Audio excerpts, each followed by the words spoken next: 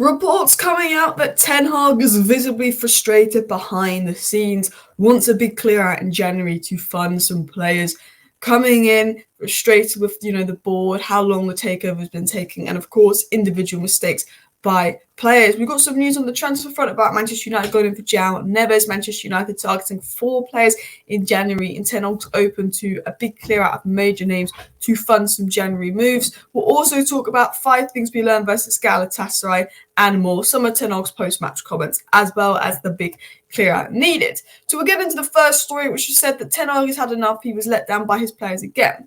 Now, the story delved into a few things, and what I think is interesting about the story is Ten Hag's post-match comments, which we'll get into, completely contradict this story.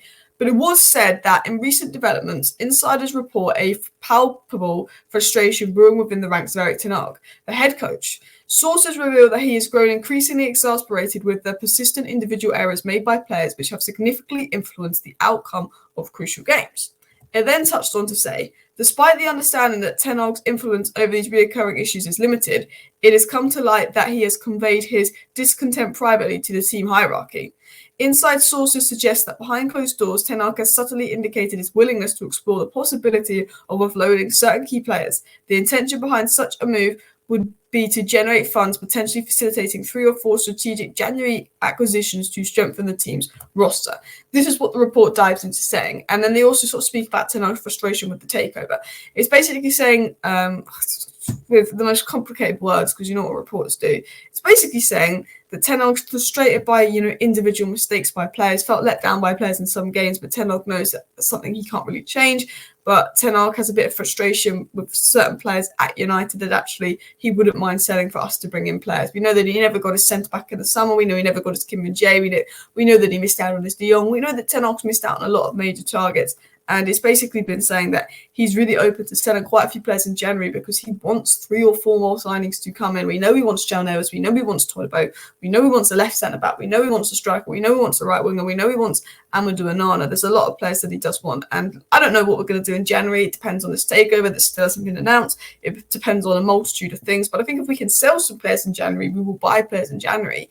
But I think the frustration is Ten Hag would like 4 players in January. That is technically possible if we sell. But we can't sell. So what Ten Hag wants and what we'll get at the moment, I think, are 2 very different things. However, Ten Hag's post-match comments kind of contradict the reports that he's kind of had enough and fed up with his players because, and obviously I think publicly he would never say he's had enough and is fed up with his players because, that's going to ruin confidence. But Ten Hag did say post-match on the game, we were winning, then we were losing it. We should have taken the 3 points. That's clear. We did this in other games. I was pleased with how we played, but at the same time, I have to criticise the team because the defending was not good enough. We are leading 3-1 and we cannot afford mistakes as it makes a difference. Every goal has its own story, whether it's a transition moment and we don't block the middle, or the second goal, which is a free kick, and the third goal we're organised but have an overload. This cannot happen. We have to learn from that. And we have to learn from that. And the one thing is, I don't know if we are, and we're going to talk about that in the 5 things we learn, because Kobbie Mainoo, and he's not at fault at all, he's brilliant, but he had so much to do, so much space to cover because you're 3-1 up and McTominay still wants to play as a second striker. No, look, McTominay back in the pivot and maybe we don't get hit on the transition. Ten Hag said this, I'm very pleased because you see the style of this team, which is proactive, dynamic and brave. I was pleased with the performances because we create so many chances, but at the same time we have to win this game, which is spot on. We didn't defend well, but we actually had a style of play. We actually created chances, but the decision-making from the team was absolutely dreadful. Absolutely dreadful. And we're going to dive more into that in 5 things we learned, but I do want to get into the transfer news because it links a little bit to the big clear out that Man United might be planning. It was said that Man United will listen to offers for Rafael Varane in January. Don't like that. It was said that Man United are interested in Joao Neves, and it was also said that Manchester United are still pushing for Joao Neves, who's being scouted by many clubs like Bayern. It was said that Manchester United want 4 signings in January. They're looking for a right-sided centre-back, a defensive midfielder, a number 8, and a striker, but particularly sort of 2 midfielders. And sort of reports are coming out that Ten Hag would love Joao Neves, he would love Amadou Onana, he would love Todibo, and he's willing to basically sell some players in January, whether it's Varane, whether apparently Casemiro is not up for sale in January, which is good, but whether it's the likes of Varane, Lindelof, Martial, Donny, Sancho, he wants some money in January to invest, and he's willing to sell players to do that. He would love 4 signings, probably not going to get that. But I think if Ten Hag could make the money to get Joao Neves, I think he would. But I don't think we're going to raise the kind of money to get someone like Joao Neves. I think maybe Tolibo is more realistic. I think Amadou Onana is probably a bit more realistic, potentially, especially if Everton are getting relegated as well. So all of those factors as well. But anyway, I do want to get into 5 things we learned because it's kind of links to the Varane transfer, this first point here. So do hit that like button if you haven't already. Of course, subscribe down if you're new. And let's talk about 5 things we learned from Man United 3, Galatasaray 3. The first thing is, please don't sell Varane. If he's got an issue with Ten Hag, if there's problems, sell. But Lindelof needs to go before Varane. I'm sorry, he does. I know that Ten Hag goes on about passing angles and Lindelof being better on the ball. Lindelof has not been good enough defensively to warrant him playing over Varane because of passing angles. My biggest criticism of Ten Hag is just move Maguire to the left, play Varane on the right, because I guarantee you, whether you think Lindelof and Maguire is a better partnership or not, Lindelof has not done enough to warrant playing over Varane. If Lindelof was playing solid and getting clean sheets, fair enough. 3 goals conceded. I know Onana's at fault for some of them. Maguire actually had a decent game, but Lindelof was poor. The passing angles, no, I don't care. Varane is Champions League Varane. Lindelof is scared of defending. Please. That's the first thing. The second thing is, we learned today we can score goals, but we can't keep leads. I actually joked in my Arsenal match reaction on my second channel that if Man United had been 5-0 at half-time like Arsenal were, the game would have ended 5-5, which, to be honest, it probably would have. But I thought we were much better going forward. We saw a style of players, Ten Hag said. We saw a dynamic. We saw patterns of play. We saw Bruno creating chances. We saw Anthony having a really good game. I have to say Anthony's passing was good. Anthony's dribbling was good. That was probably the best I've seen of Anthony in a while. And one of the reasons I think Anthony was good is because he had runners around him and we're actually playing with some kind of style. And I've always said this with Anthony. He's never going to be an £80 million player. But we're not playing to his strengths at all. And one sympathy I have with Anthony, as bad as he is I felt like United are never playing to his strengths. He needs runners around us. He needs players moving because he's good when he's in a system where the team is good. He's got the movement. And he was actually really good at Ajax in his last season. If you actually watch him play, the 1-2s, the runs he made, he's quite an intelligent player, Anthony, believe it or not. And I think because we're actually making some movement, whether it be Højlund, Martial, Bruno, even McTominay with those runs, and even Garnacho, I think Anthony all of a sudden looked a lot better. He looked a lot more confident, dribbling, taking on his man, but he could get those passes, he could make those runs, he could make those overlaps.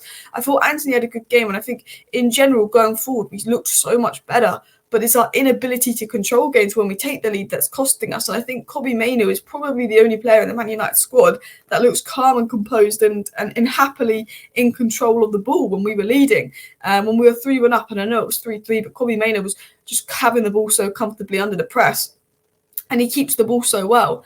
And I think, well, if we're attacking better and we're actually having movements of play when we attack, why can't we just keep the ball? We don't need to go long every time we attack. I think for me, we need to just keep the ball better, and Mainoo did that.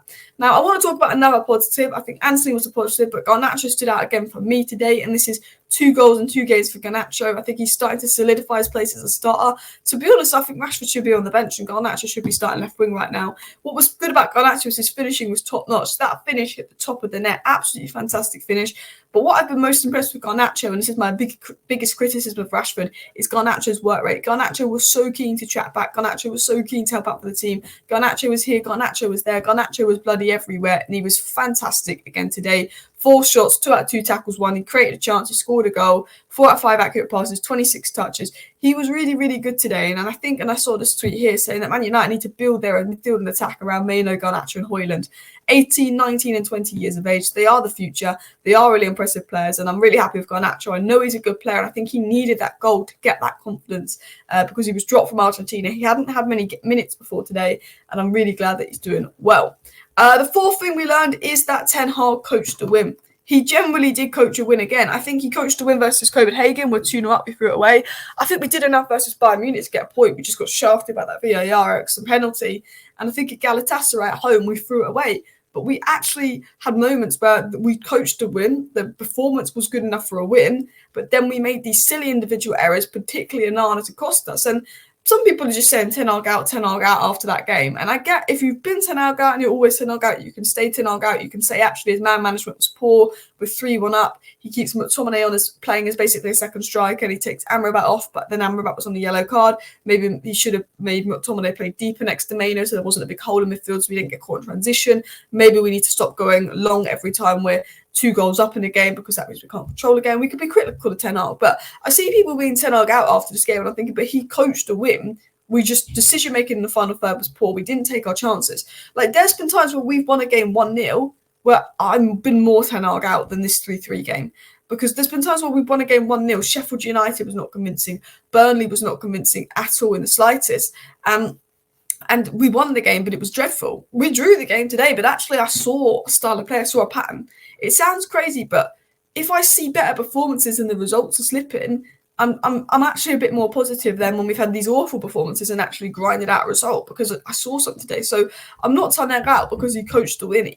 Onana, if it wasn't for Onana, we'd probably be through. We'd probably be through the group.